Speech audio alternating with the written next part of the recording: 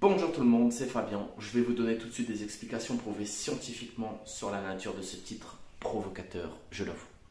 Le CrossFit est loin d'être efficace pour un objectif, la performance musculaire. Et là, les crossfitters vont me dire, mais attends, t'as pas vu les athlètes des CrossFit Games?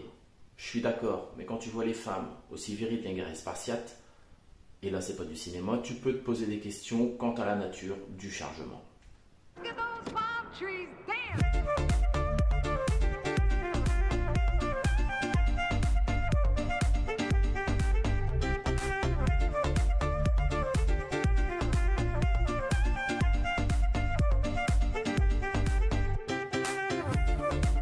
On va rentrer dans le vif du sujet tout de suite. L'alliance d'un entraînement cardio et en force est néfaste pour l'hypertrophie, la puissance et la force. J'ai bien dit réaliser en même temps. Si je prends un exemple, un circuit training façon CrossFit, où il mélange exercice pliométrique, exercice de force, tout ça dans un laps de temps très court où il pousse les gens au maximum, ça va complètement à l'encontre du livre La programmation de l'entraînement et de mon expérience de sportif, où je suis constamment à la recherche de performances musculaires intenses. Je me dois de faire les choix les plus judicieux, les plus réfléchis et ne pas suivre d'effet de mode. Quand tu combines force et cardio, il y a une confusion musculaire parce que les mécanismes moléculaires du cardio sont différentes de celles de la force. Lors d'un entraînement, le corps fait des choix. Il choisira le cardio au détriment de la force lorsque ceux-ci sont réalisés en même temps. Un exemple pour les connaisseurs, si on prend en compte les trois filières énergétiques, l'entraînement d'un sprinter, ce n'est pas celui d'un marathonien. On ne peut pas performer dans les deux. Il est important d'espacer l'entraînement cardio de l'entraînement force d'au moins 3 heures dans la même journée. Autre chose intéressante, l'entraînement de force, idéalement, se situerait entre 16 heures et 18 heures.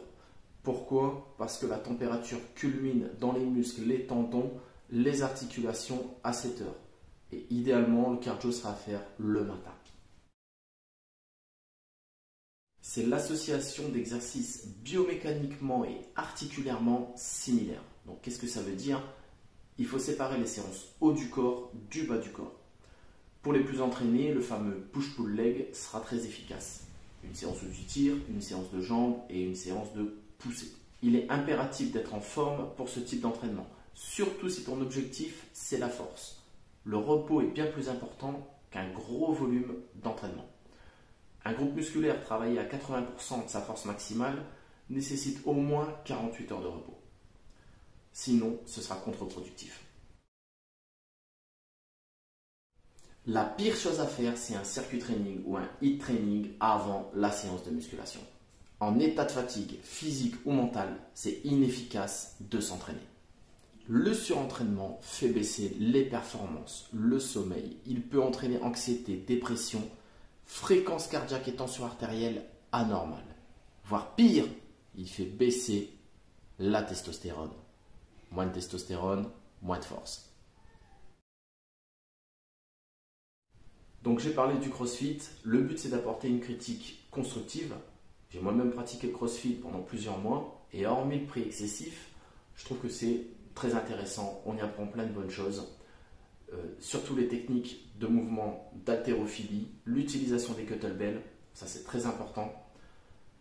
Il y a une belle ambiance qui règne dans les box de CrossFit. Bon, c'est un peu une bulle fermée le CrossFit, mais franchement des gens très sympas.